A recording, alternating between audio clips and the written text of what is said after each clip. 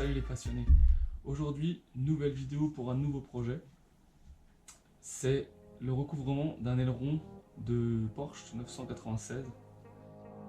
Donc il est là, cet aileron, d'accord.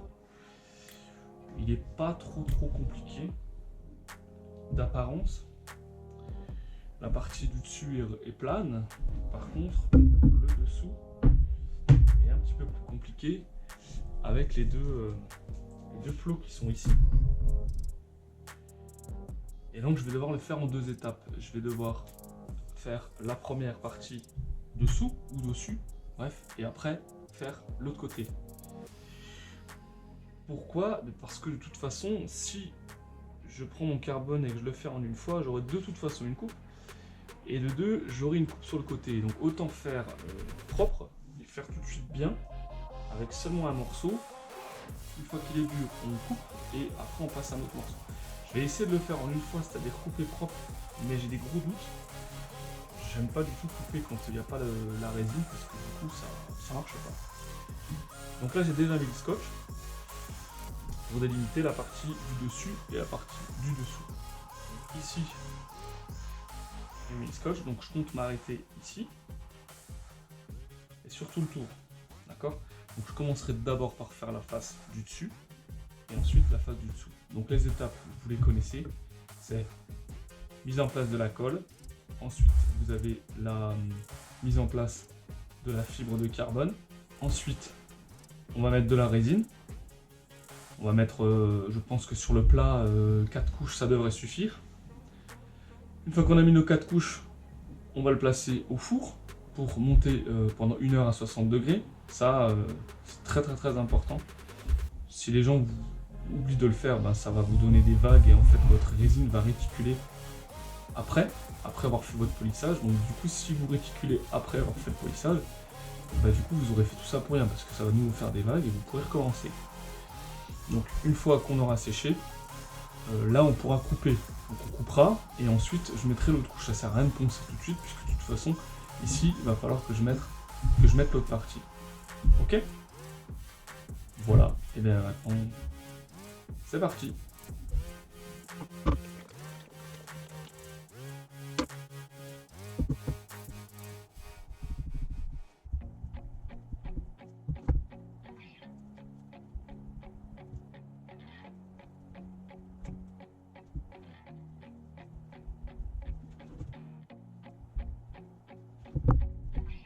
Bon voilà, les deux couches de colle sont passées. J'ai un petit peu forcé sur les endroits où ça risque de se décoller. Normalement ici, il n'y a pas de raison que ça se décolle. Donc il va bien falloir le plaquer parce que si on place la fibre et puis qu'au bout d'un moment ça se décolle, et ben c'est grillé, quoi. C'est tout poubelle. Tout décrocher, tout nettoyer. Donc c'est encore pire. Donc là, 2 couches de colle, je pense que ça va bien tenir. Voilà. Et la prochaine étape, ce sera la mise en place de la fibre de carbone.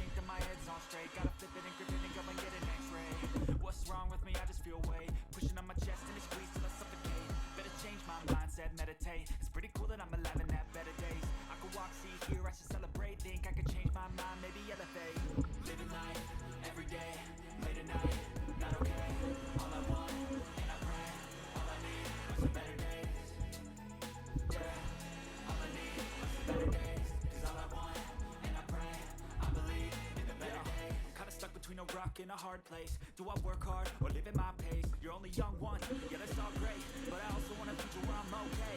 Living life, he's doing lots of cocaine. Wait, no, it's living with no shame. Wait, no, it's sleeping in on Sundays. I guess it's different for each of us and that's okay. Well, I just want to be happy. How to get there? Glad that you asked me.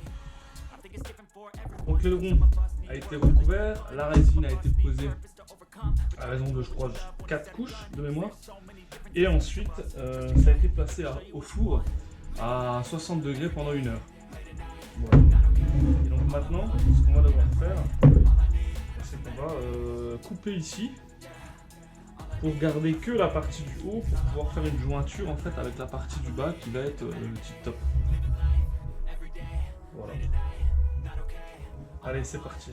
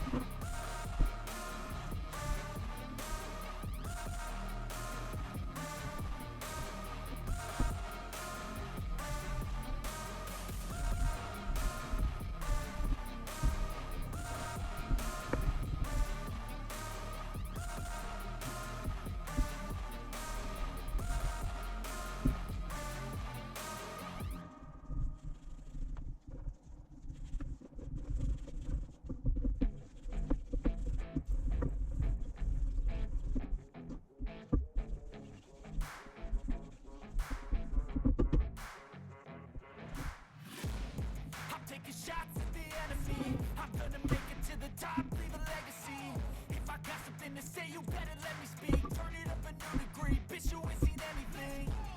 I pop off with the new rock, electronic, blow the sonic roof up. I'm too honest when I take a few shots. They're too toxic, need to take the noose off.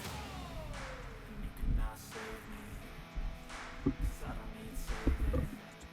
It's everything I've been chasing, all here for the taking. Don't wanna test your luck with me, I think I've had enough dizzy. I'm sick of all the bad thoughts, people who are half-nots. We're not as tough as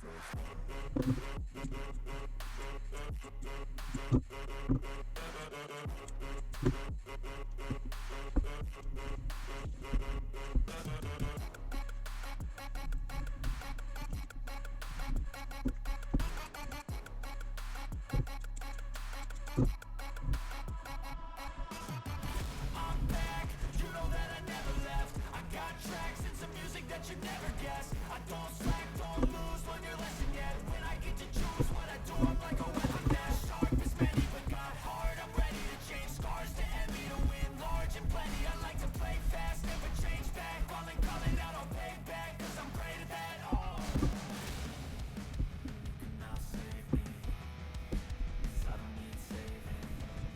It's everything I've been chasing. All here for the taking. Don't wanna test your luck with me.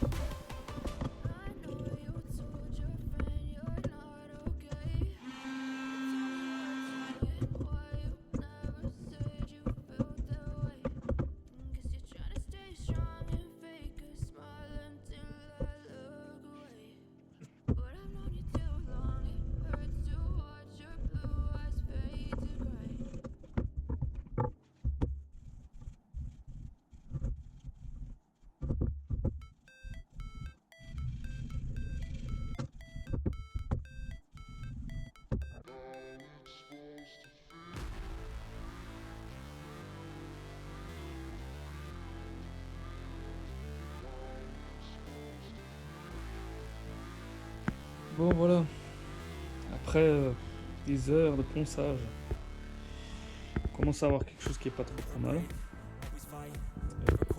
Alors j'ai encore des petites traces là de résine qui a mal réagi, je pense, peut-être mal mélangé ou quoi. Je ponce encore un peu. Et j'ai attaqué un peu les tranches. Vous voyez que c'est nickel. Je sais pas si vous voyez bien avec la GoPro. Et en gros, on ne voit pas la trace en fait de la jointure. On la voit si vraiment on a l'œil dessus, évidemment. Mais après le vernis, je pense que vernis, ponçage, polissage, on verra plus rien. C'est pas fini, c'est très long. Mais je suis content parce que ça a de la gueule. Ça c'est le dessous. Là, ce sera peint en noir. Là, ce sera donc peint en noir. Pareil sur nous. Là, vous avez un raccord en fait qui est ici.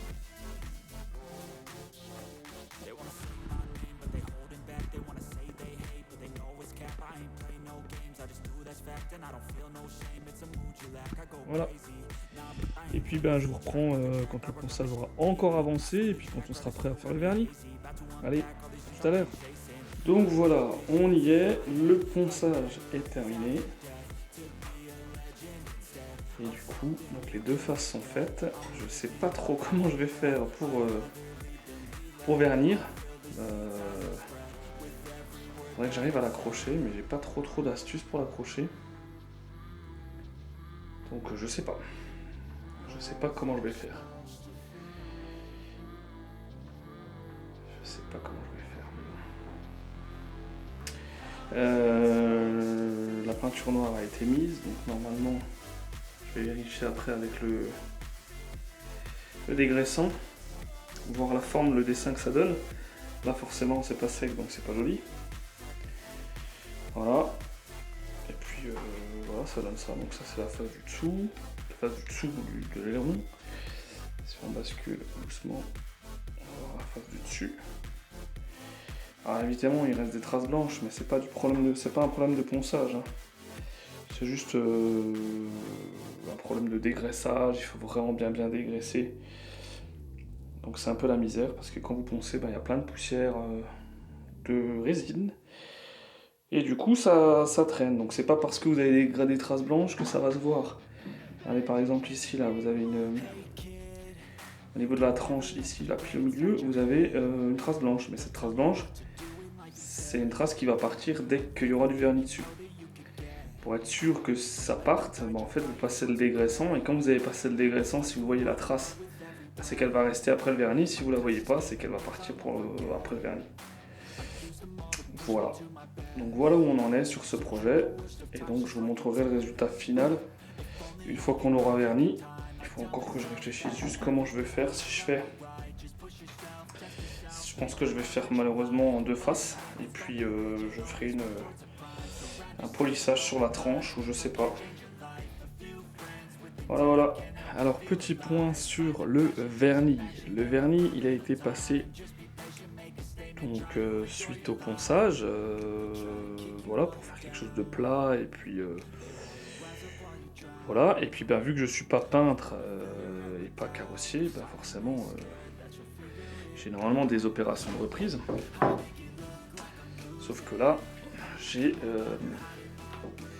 vais vous parler un petit peu des problèmes que vous pouvez rencontrer quand vous essayez de vernir des pièces en fait en fibre de carbone. Donc je suis en train de reponcer mon vernis parce que je ne suis pas content. Donc, malgré que comme ça vous avez l'impression que c'est pas mal, je sais pas si vous avez vu quand j'ai retourné, mais en gros vous risquez d'avoir même en recouvrement ce qu'on appelle des pinholes. Alors les pinholes, je vais essayer de vous en trouver. Ici, vous avez vu qu'il y a des gouttes. Les gouttes, pourquoi je les ai mises? Donc ça fait une petite bosse. Je les ai mises parce qu'en fait, vous avez des trous. Les trous se représentent un petit peu comme ça. Là. Et ces trous, en fait, bon déjà le vernis, il y a de la peau d'orange. Bon ça, encore, voilà.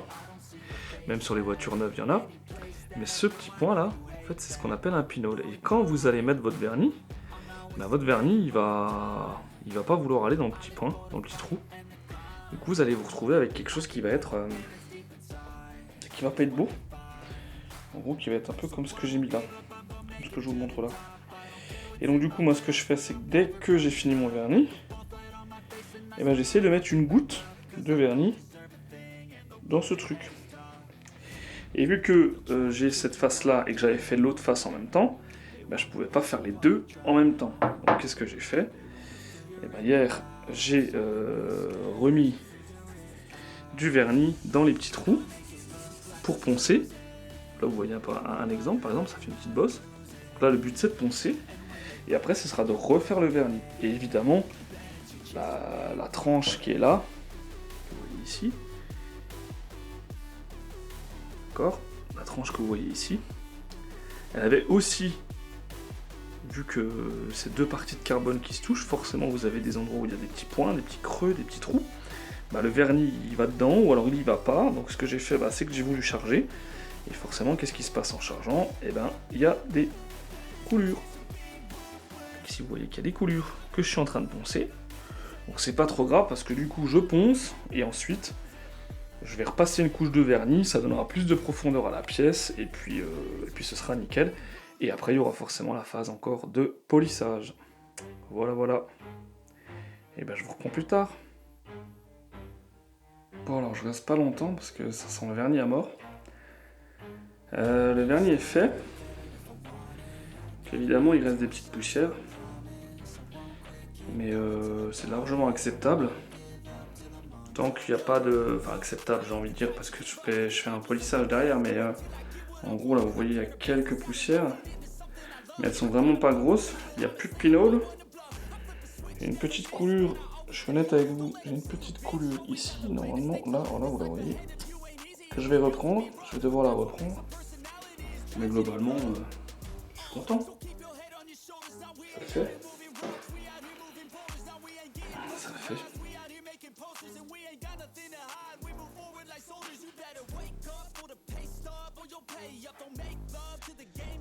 Donc voilà, la deuxième couche de vernis était bien mieux, il y avait quelques poussières.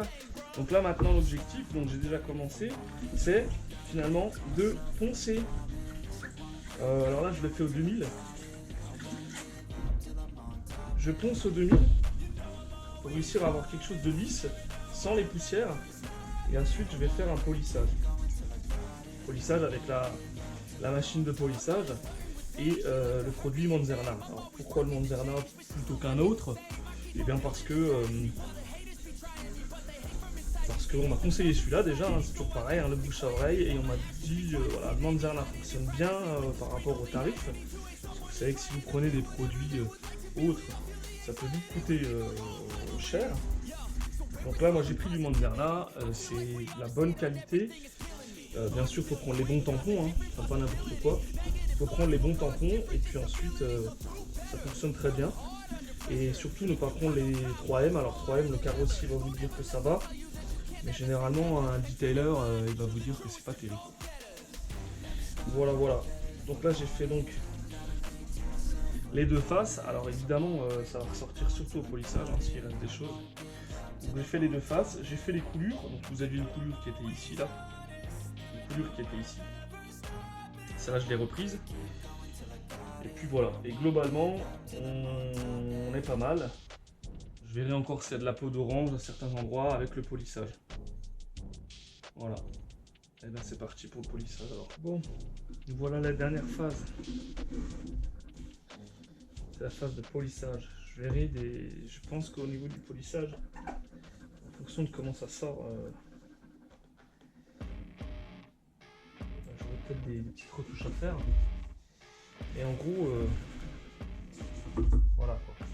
Si on a des retouches à faire, on les fera tout de suite. Je les ferai. Je ferai des retouches et puis voilà. Ok, bon allez c'est parti, je vais vous montrer ce que ça donne sur un petit carré et puis après je pense que je couperai la vidéo et puis je vous reprendrai quand ce sera fini. Parce que là ça risque d'être un peu long. Donc les produits que j'utilise, c'est la gamme Manzerna. Le Heavy Cut marche super bien et les pads, c'est un pad dur que j'ai acheté, qui a été fourni dans un pack. Il est relativement dur, il fonctionne bien. Je suis content. On verra le jour où je dois changer. Allez, c'est parti.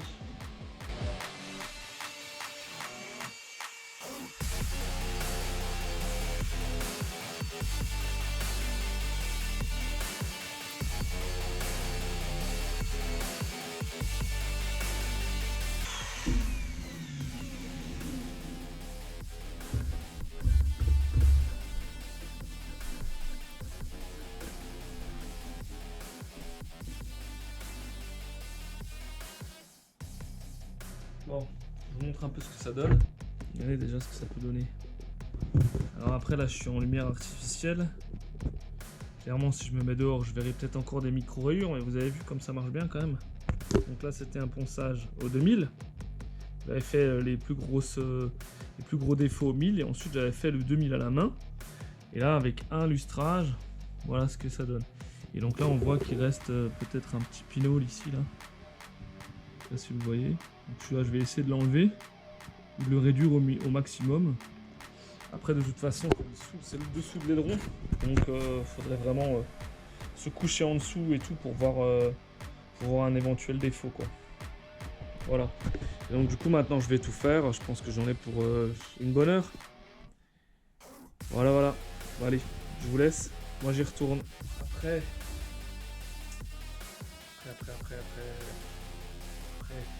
2 heures quasiment de polissage, j'ai réussi à rectifier tous les petits défauts et j'ai passé la première passe. Numéro 2, normalement ça devrait aller beaucoup plus vite puisque le 2 c'est juste pour rendre plus lisse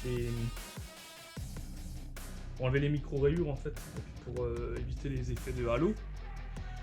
Voilà, et ensuite je prendrai le petit tampon pour essayer de faire un petit peu autour des attaches. Là où c'est plus compliqué. Voilà. J'y retourne. Bon voilà. On arrive à la fin du projet aileron de Porsche. Ce que je peux vous dire un petit peu sur cette pièce, c'est qu'en fait dès que c'est des pièces un petit peu longues, honnêtement c'est la galère. Donc les débutants, je vous conseille de ne pas faire des pièces longues, parce que les pièces longues, vous allez vite voir en fait les défauts qu'il peut y avoir au niveau du ponçage. Et puis le lustrage est super important. Donc là c'est plutôt correct, je suis content du résultat. Alors évidemment ce serait toujours mieux d'avoir une méga benne cabine. Ce serait toujours aussi sympa d'avoir plus de matos, hein. On fait avec ce qu'on a. Là vous avez le dessous.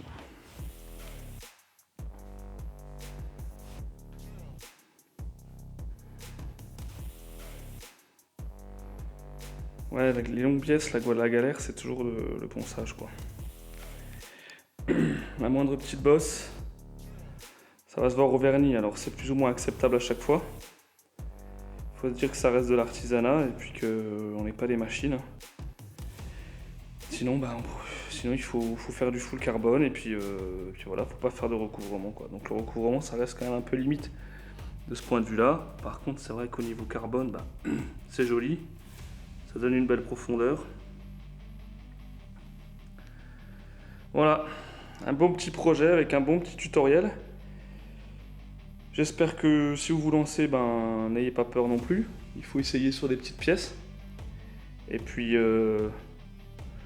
si le tutoriel vous a plu et qu'il vous permet de faire des choses, ce serait sympa de mettre un petit commentaire, un petit like. Ça permet toujours d'être bien référencé sur YouTube. Voilà.